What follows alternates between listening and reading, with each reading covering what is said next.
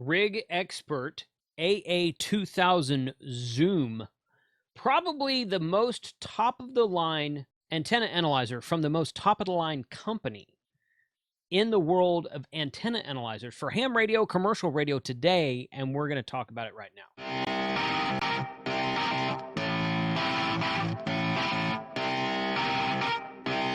Shut up and sit down.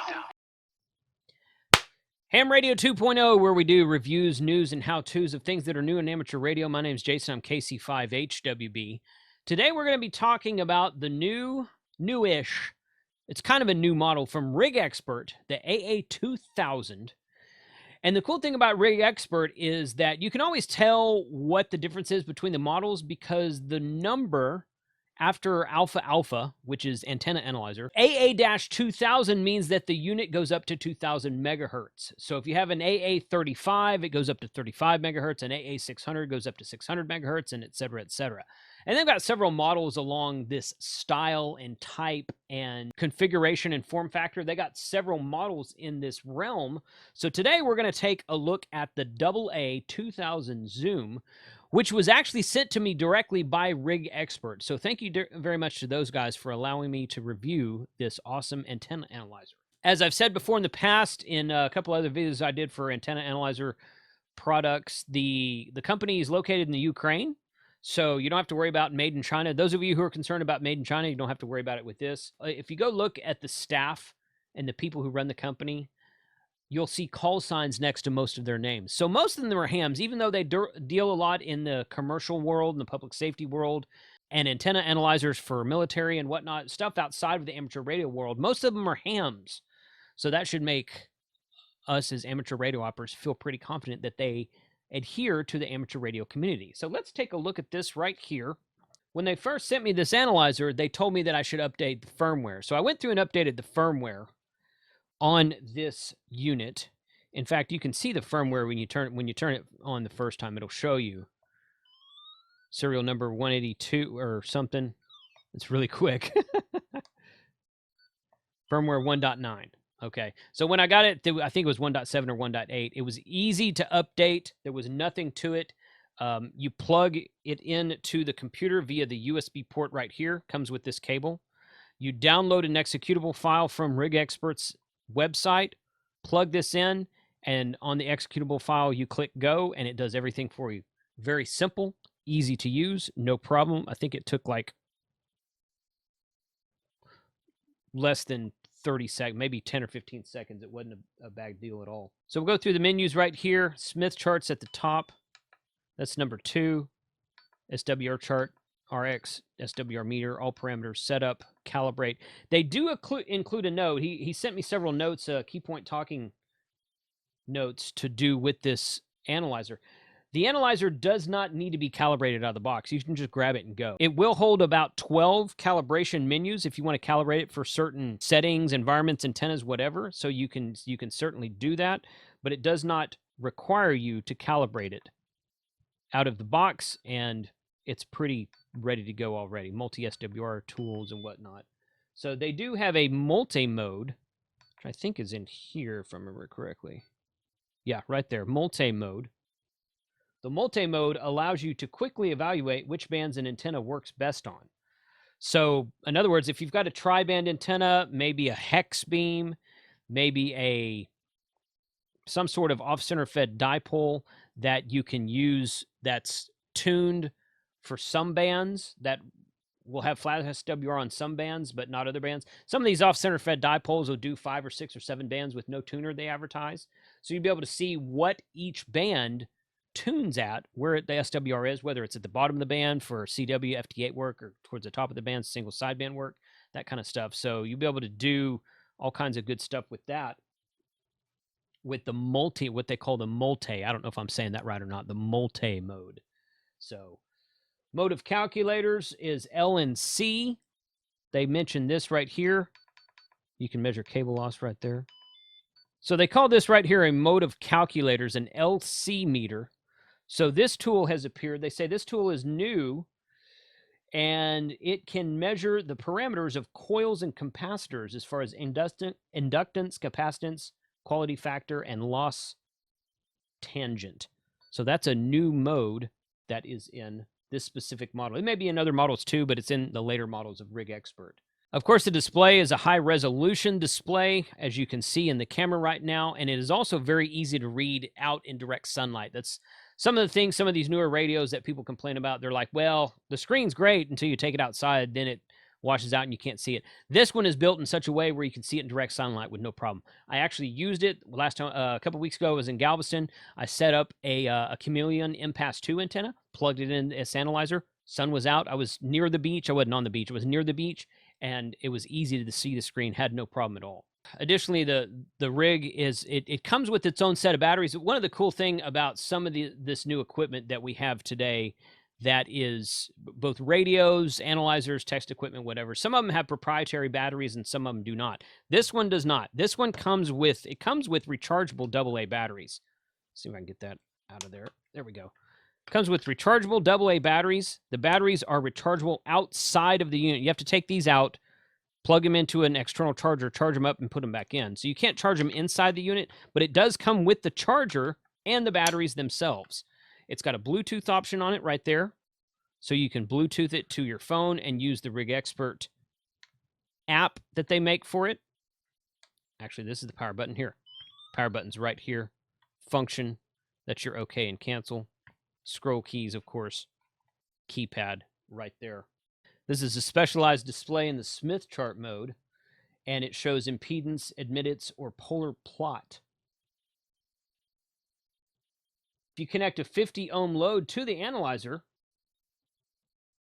you can test quality against reference. The difference will show as a percentage on this chart. It's also worth mentioning that it has 9 languages this device can go into, which includes, of course, English, Ukrainian, Russian, German, French, Italian, Spanish, Portuguese, and Japanese. So 9 different languages are available in the unit, and you just go to the setup menu, language, choose your language. It came English. I didn't have to change it from Ukrainian to English. It came as English, which I assume most of the ones they send to the United States are going to come as English. Okay, so what I did do was I took this and I hooked it to the Impasse 2.0 that I have, not the light, but the regular Chameleon Impasse, working on a video, trying to work on two or three videos at once. And I actually had a video for this unit recorded in Galveston, and I didn't like the way it looked, so I'm going back and re-recording this after the fact.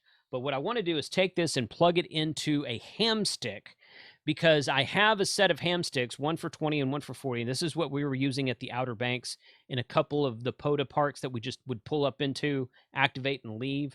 When we were at the Wright Brothers Memorial, the Wright Brothers museum, it was a memorial museum place out there in North Carolina. They wouldn't let us set up an antenna. They wouldn't let us set up antennas in the parking lot or in the throw it over a tree or hang up a dipole or something. They said you can operate from your car, but you can't put an antenna up that people can see. So I'm like, okay. So we used the ham sticks for that, and we tuned the 20 and 40 meter ham stick. Well, the next day I went to use, on my trip home, I went to use the 20 meter, and it was out of tune again. Something happened to it. So what I want to do is take this and put it on the ham stick and let you see what it looks like. So we're going to check that out right now.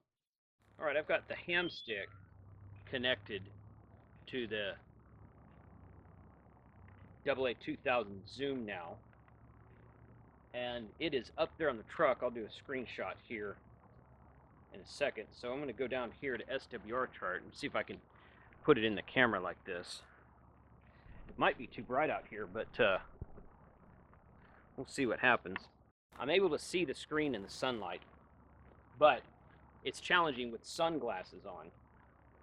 Yeah, so I'm at like a 30 SWR. Let's see if that comes through in the camera or not. It's about a 30 SWR on 14.0 right now. So obviously that's not where you want to be.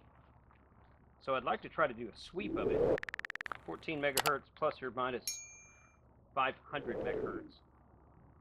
All right, so it looks like it's dipping around 274 megahertz. 274 megahertz right there. Again, I'll take a picture because it is bright out here right now, so I want to make sure I get a good shot of the screen of the device for you guys. What we're seeing here is that the antenna is resonant around 200 and like a 1.2 to 1 SWR around 270 megahertz. So what that tells me is that the antenna is too short, because if it was longer, the longer the antenna goes, the lower in frequency it goes. So, and I want it to be short at I want the SWR to dip around 14 megahertz. So we're at 270 megahertz right now, which is like above the 220 band.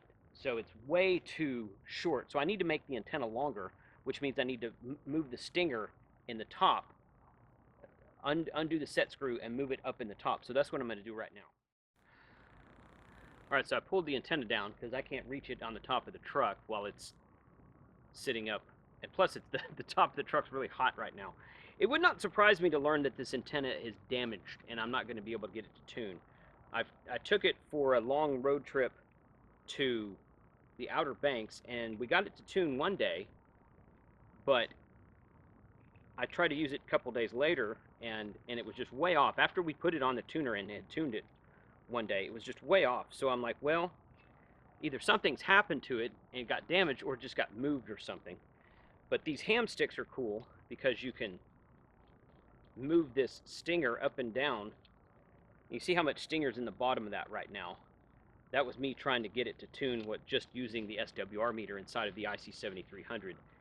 And it just wasn't really, it doesn't sweep the antenna very well. It's not made to do that. So putting an analyzer on it is going to be much more beneficial. So I'm going to bring it almost all the way out.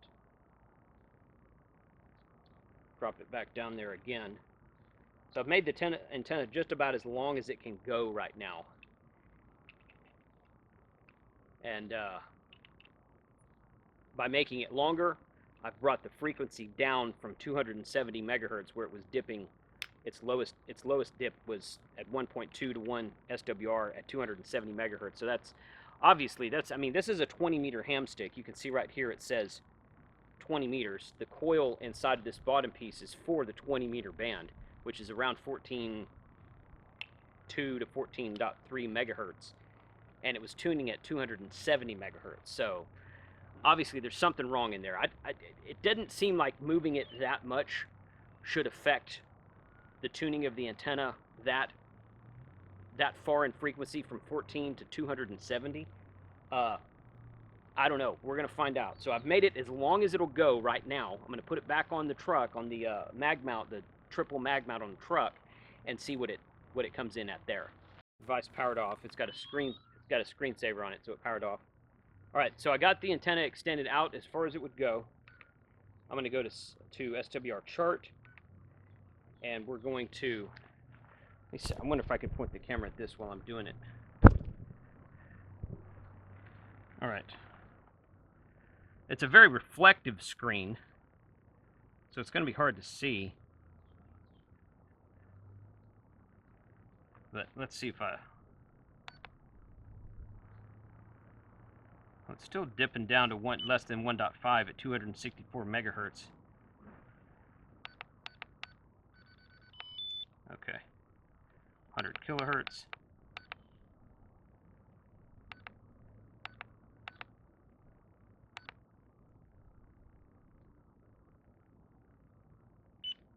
It's still not there. So let's go back to SWR meter, and I am at 10. Start, okay, right there. I'm going to go to 14.2 megahertz. It's in the top right corner. I don't even know if that's coming through in the screen. I can't see it in the screen because the screen's so bright out here. The screen of the camera is so bright.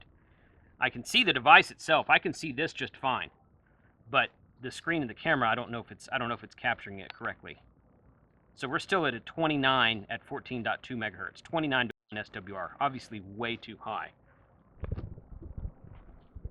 Okay, so what I surmise from all of that is that the fact that the antenna The fact that the antenna tuned to 270 megahertz in the first place should have been a clue.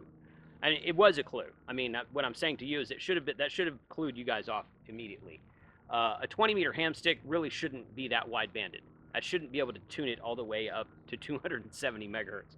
So I made the antenna longer. It came down a bit to like 240 megahertz, but it's tuning of 1.5 to 1 SWR at 240 megahertz. And at 14.2, it's at 29 to 1 SWR. That tells me that the antenna is broken.